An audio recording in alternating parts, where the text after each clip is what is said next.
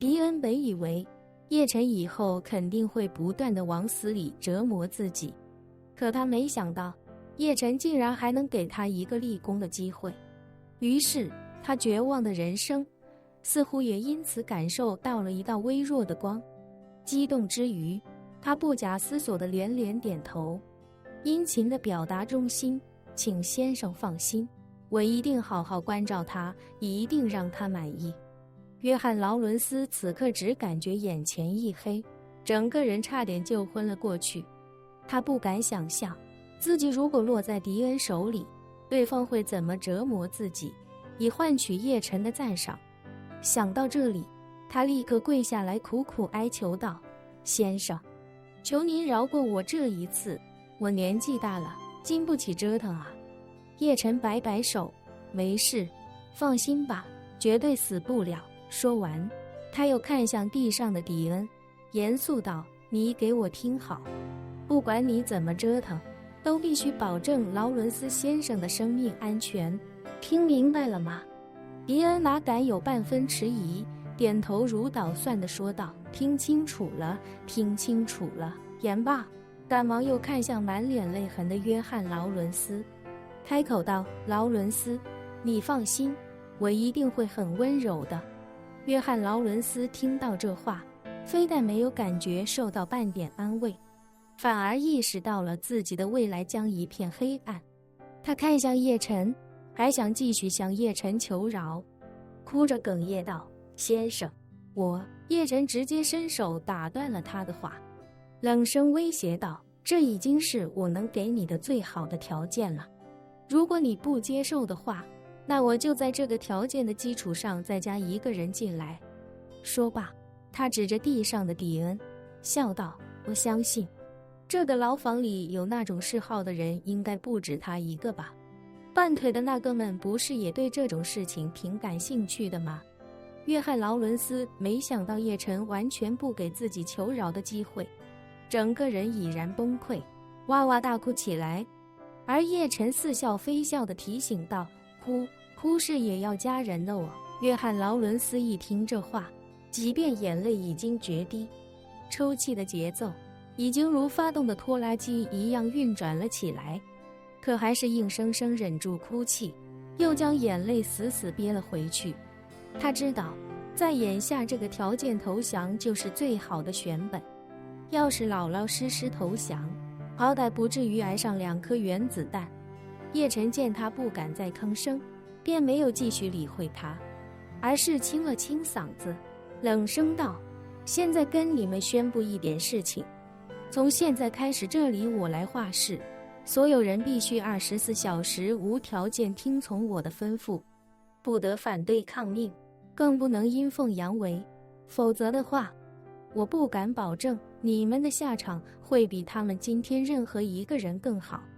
有刚才约翰·劳伦斯的前车之鉴，一众人哪有一个敢说个不字，都纷纷将头点得如20倍速的踩油机一般。叶晨见这些人已经有了明显的敬畏，也算是满意了不少，随后便清了清嗓子，冷声道：所有人听我口令，立正。一听这话，所有人都尽可能站得笔直，连迪尔也跌跌撞撞地爬起来，站在了队列的末尾。那名断了腿的小弟此时也挣扎着爬起来，可是刚站起身，便因为疼痛又摔倒在地。叶晨看了他一眼，淡淡道：你可以不用列队了。那人原本紧张得满头大汗，一听这话，顿时松了口气，感激不已地说道：谢谢先生。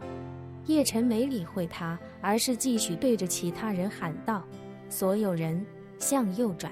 一众人连忙照做，此时却有一个小子反着转了90度。叶晨对这小子有些印象，自己进来之后，他起哄的也很欢腾，应该是狄恩的小弟之一。于是叶晨立刻指着他质问道：你怎么回事？故意跟我对着干？那人吓得拼命摇头，哭丧着脸说道：对不起先生，我从小就有点左右不分。叶晨微微一笑：没事，我能帮你。说完，叶晨抓起他的右手，拇指稍一用力，就像单手掰断铅笔一样，将他的右手腕彻底掰断。那人疼得哭嚎不已，叶晨却一脸冷漠地对他说道：记住，这他妈就是右，我相信你这辈子都不会左右不分了。一众人吓得头皮发麻，这时又听到叶晨高喊向左转，众人赶紧转回来，生怕做错。刚断了右手手腕的家伙，这次也能分清左右，没再犯错。叶晨满意的点了点头，指着最左侧的一名男子，开口道：来，从你开始，自我介绍一下，你叫什么名字，来自哪里，犯了什么罪，进来了多长时间，还剩下多久的刑期？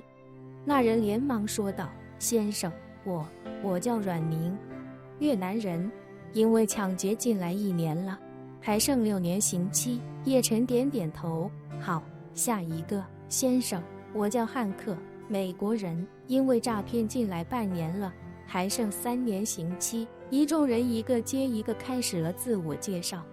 很快轮到刚才那个棕皮肤的男子自我介绍，他一脸殷勤地说道：先生您好，我叫哈吉，印裔美国人，因为强奸进来2年半了，还有12年半刑期。叶晨指了指哈吉左右两侧的2人，开口道：你们啦，跟我一人抽他10个耳光。哈吉脸色顿时一变，脱口道：先生，为什么要打我？叶晨冷冷道：凡是性方面的罪犯都要打。说罢，他看着那2人怒喝道：为什么还不动手？再不动手的话，我就让你们俩身边的人抽你们一人100个耳光，如果你们打的力度不够，我也让别人打你们俩一人100个耳光。2人一听这话，哪还顾得上平日里跟哈吉的交情，现在就是大难临头各自飞的时候，谁都不敢得罪叶晨这个煞星，所以无论他吩咐什么，都无脑照做才能自保。于是这2人交换了一个眼神，一左一右便朝着哈吉的脸猛抽了10个耳光。哈吉很快便被抽得双颊高肿，整张脸都肿成了猪头，他眼泪不断地滴落在地面上，心里1万个委屈与愤怒，可是此刻也不敢表现出来。眼看哈吉被抽成猪头，最紧张的就是约翰·劳伦斯，他知道哈吉都要挨打，那自己铁定也跑不掉。很快就轮到了约翰·劳伦斯做自我介绍，他惶恐无比地说道：先生，我叫约翰·劳伦斯，我是因为性侵和强奸被判终身监禁，不得假释。约翰·劳伦斯刚说完，他身边一个年轻人便脱口问道：先生，我该打他多少个耳光？叶晨一挥手：100个。说完又补充一句：每天100个。好嘞。那人不假思索地抬手便抽向劳伦斯，另一旁的犯人也不敢耽搁，连忙上前与那人一起左右开弓。100个耳光没等抽完，这2人就已经累得抬不起胳膊，而劳伦斯则更惨，那张脸已经完全浮肿，不仔细看就像一具在水里泡了半个月自己浮上来的尸体。等耳光抽完的时候，劳伦斯已经完全陷入昏迷。负责抽耳光的其中一人恭敬地对叶晨说道：先生，100个耳光已经抽完了，这老东西现在昏迷不醒，应该怎么办？叶晨摆摆手，把他丢进卫生间去，不用管他。是，先生。那人高喊一声，与自己的合作伙伴一起将昏迷的劳伦斯抬进了卫生间。自我介绍继续进行，剩下的人里大都是因为谋杀和伤害罪被抓进来的，而且几乎全部都是纽约的帮派成员，有几个甚至还是迪恩的小弟。等这些人都做完自我介绍之后，叶晨看向被踹断腿的那小子，开口道：来，你说说吧。那人战战兢兢地说道：我叫马克·鲍勃，因为2级谋杀入狱2年了，刑期40年。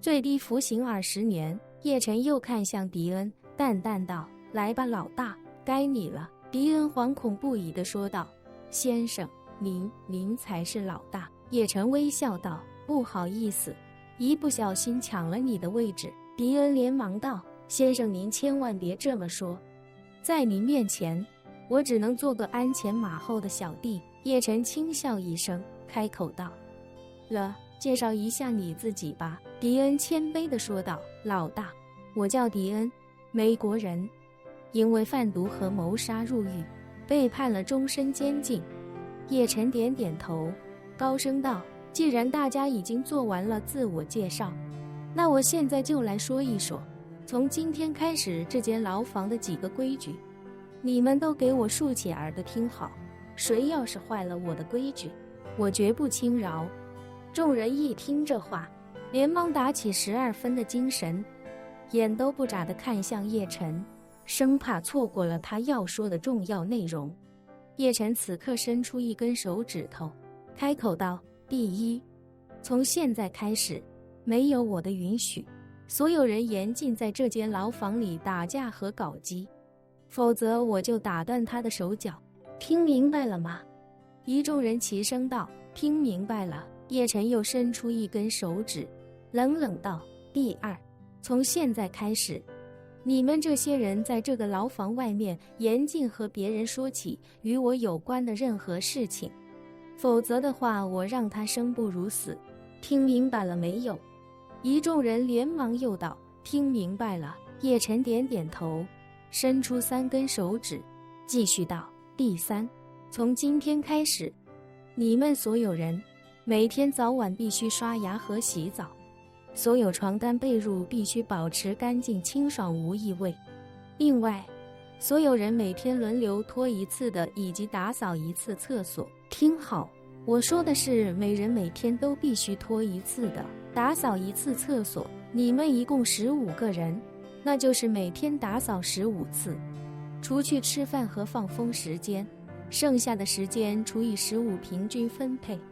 任何一个人在干活的时候，其他的人都要负责监督，发现有打扫不到位的地方，每人给打扫人2个耳光，并敦促其整改。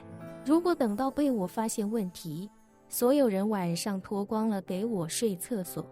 再一个，如果被我发现谁的身上或者被褥传出异味，这个人在未来的3天之内，除了吃饭和放风时间之外，其他时间都给我待在厕所里，不许出来。